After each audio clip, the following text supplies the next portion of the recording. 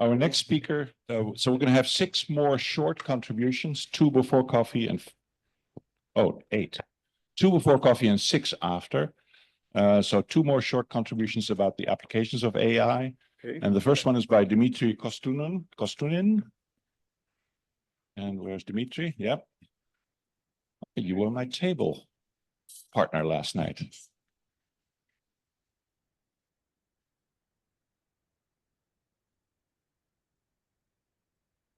Yeah. Perfect. Okay. Can I? Okay. Yeah.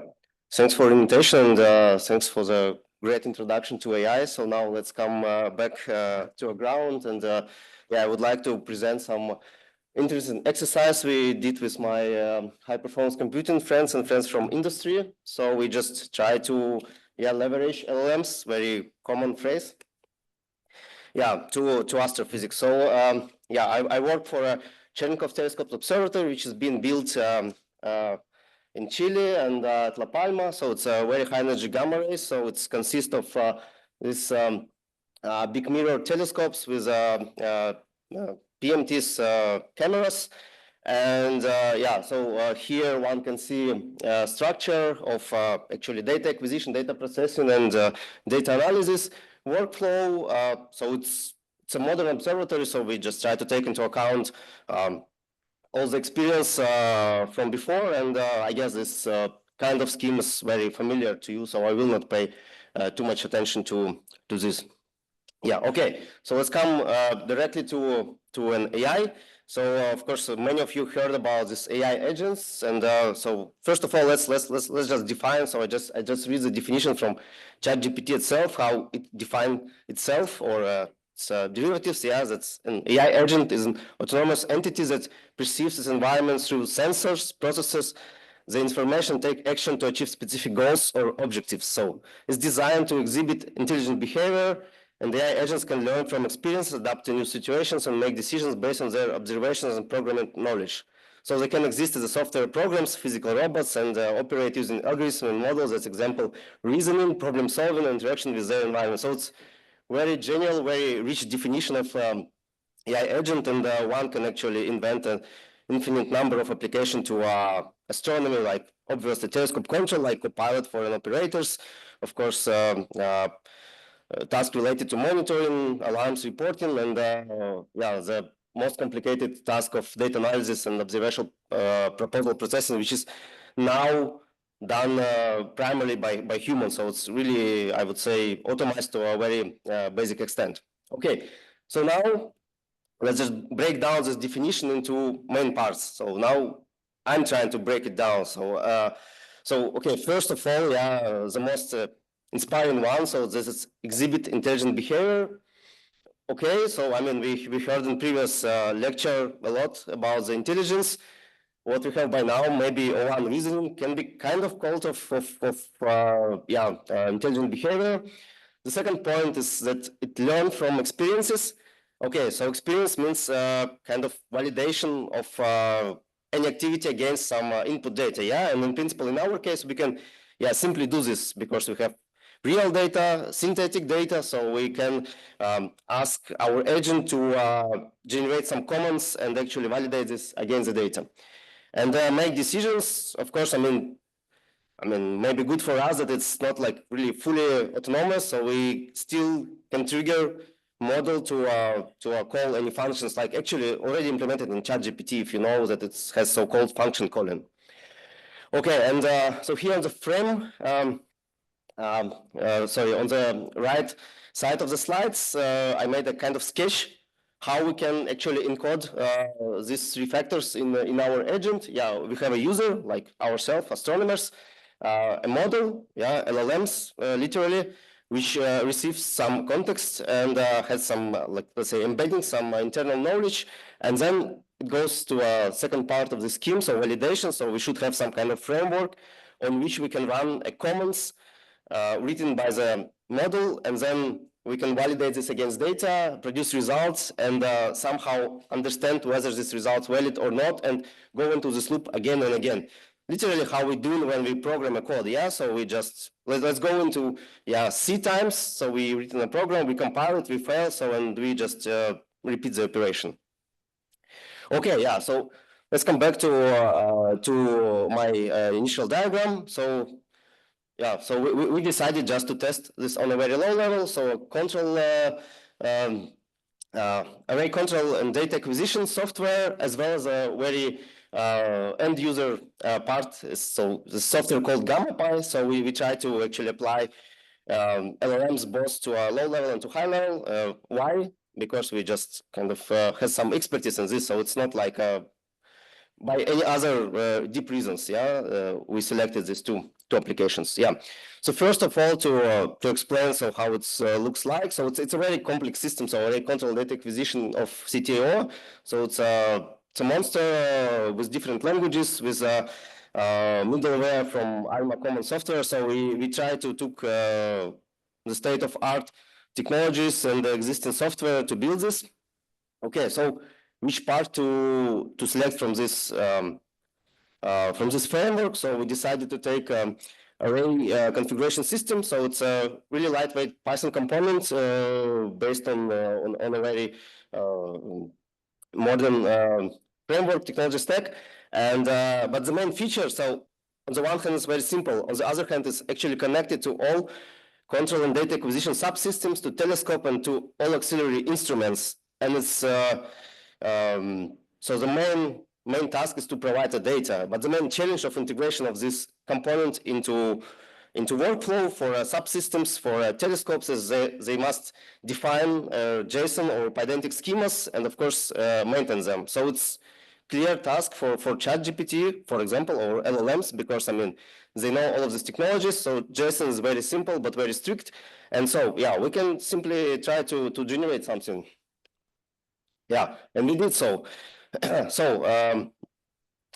luckily for us, medium-sized telescope structure. So they defined like about 30 pages document with how they describe their configuration in human language. Yeah, so simply like here's our mirrors, our structures, actuators, blah blah blah. And we just try to implement an agent which convert this human written document into formally described models, and then we just simply try to run the full pipeline generated by a model. So here's again my initial diagram, but with some practical application. So for this experiment, we use the O1 preview, this one reasoning model. So the best one from OpenAI, and likely the state of art in general. Of course, so what we provided from the left side is configuration specification. So it's literally this document. From the right part, it has a knowledge of configuration database API and tutorials.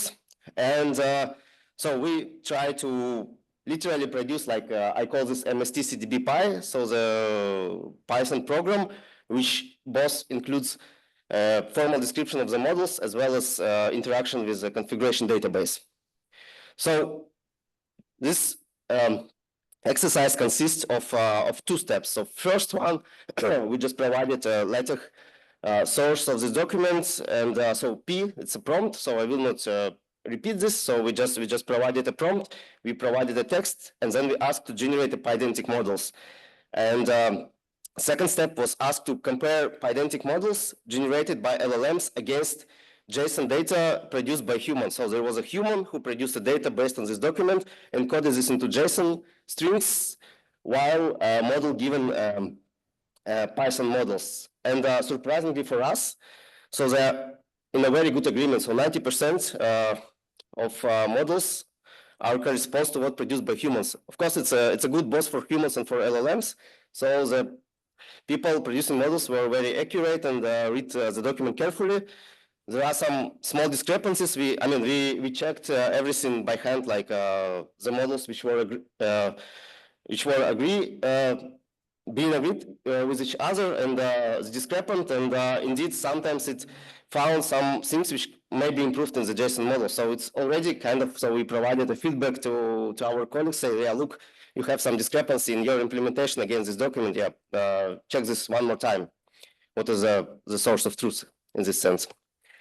And then, so we just ask yet another pipeline. So it's not like a single agent, just simply to generate a code based on our internal software to maintain the database. And it's also worked from the first shot, because actually inside GPT has no idea about our code, so it just uses like from the initial prompt. So it has no I would say no source of hallucination. So I mean it was provided from the scratch, and given the really large context of this model, so it just did this yeah, as it seen first time without any pre-training. Okay, yeah, and the funny thing that it's even derived the naming conventions from the tutorial and generate some dummy values just from some assumptions and so on. So it's really like out of box. So it's typically like half an hour to produce a skeleton for our colleagues from telescopes teams who are not really expert in data control and exposition. So they just hardware people got the code based on their document in a very short time. Okay, and the second exercise is actually much more complicated. So we try to make an agent to generate a gamma pi code. So gamma pi, roughly, it's I mean from the title you can understand. So it's just a framework to analyze gamma telescopes data.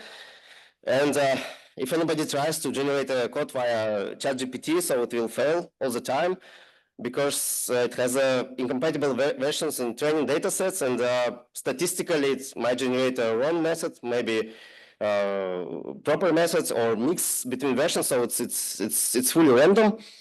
And of course, I mean, since it's trained in Stack Overflow and in let's say generic frameworks, sometimes naming data structure and logics are unnatural for machines. So statistically, it's tried to generate kind of reasonable whatever code, but it's a scientific code, so it's slightly different from what like a normal person, normal AI can see in internet. And yeah, we developed some prototype, so called this Astro agent, and so we try to use everything what we can achieve. So we use a RAG, of course, and we use an iterative function calling and validation against the data. So it's again the same scheme, but now we just provide the prompt like to make me data analysis, and use actually either public data or data from science data channels can be used. And yeah, I will come to a final slide. So here's the prompt that we say, okay, so data is stored here. Please generate me a code which select an observation and produce a map and etc. And on the right pane, I can kind of short it a little bit, the code produced. So it's very reasonable. So you can see that it's indeed detected Crab Nebula from open data from HESS telescopes. So it's the first step. Looks very promising. And let me go to my conclusion. Yeah. So when the model has no idea previously about what we are doing, so it's very successful. When it has some pre-trained data set, it might bring us a problem, and that's why this agents might be complicated using existing models. And we created some demonstration, and I published it in community a few days ago, and I actually see how people are writing prompts. And this also might be a problem, because I mean, this prompt I provided for Crab Nebula, it's from myself who know how LLMs work, how astronomy works roughly. And of course, it's yet another, I would say, dimension of knowledge for humans, how to interact with these models. I guess we all not really fully understand how it works, and we also must educate ourselves how to utilize them properly. Yeah, thanks.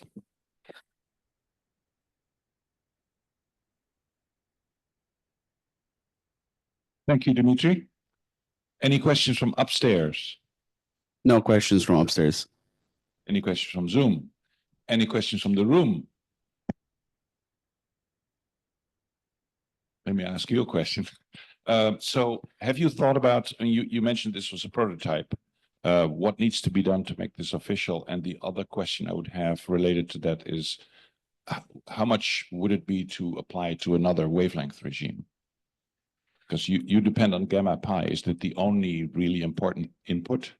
Can you replace that with radio pi or sun pi? Yeah. So we're taking gamma pi because we know how it works, and we know it's very challenging because gamma pi roughly started releasing their code.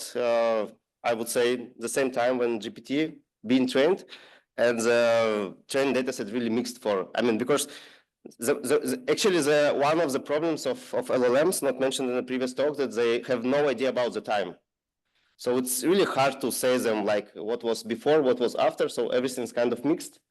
And of course, I mean, dealing with different APIs is very complicated. So I try to generate a code for more stable frameworks, and it's much more efficient. So I would say gamma pi is maybe worst example for LLMs. Yeah, to make it efficient and official, I don't know. It's just simply manpower, I would say. I mean, right now, I don't see any big issue to generate reasonable amount of code. Of course, not like implementing the frameworks, but I mean, it depends how complex this lower part should be. But so far, it's, I mean, only time understanding to me seems the main issue, which we cannot maybe overcome. Maybe somebody, yeah, can advise us how to do this. Yeah. Okay, thank you. Any remaining thoughts? Let's thank Dimitri again.